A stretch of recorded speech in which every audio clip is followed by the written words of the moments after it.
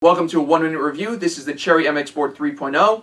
You basically get the keyboard and a mini USB cable along with some documentation. The keyboard itself is fairly thin. It is a standard profile keyboard and it's actually much smaller than most mechanical gaming keyboards. The keyboard supports full and rollover keys. Volume control on the keyboard is directly accessible through a key on the keyboard, no hiding by a function key. On the top of the keyboard you see the mini USB cord right here, and you get a 6-foot cable to actually plug it into your computer.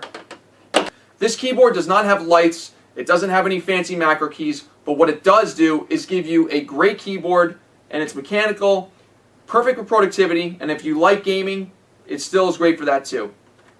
There's a slight learning curve using the red switches because it basically feels like a much better membrane keyboard, but once you're over that, your touch typing ability should go way up.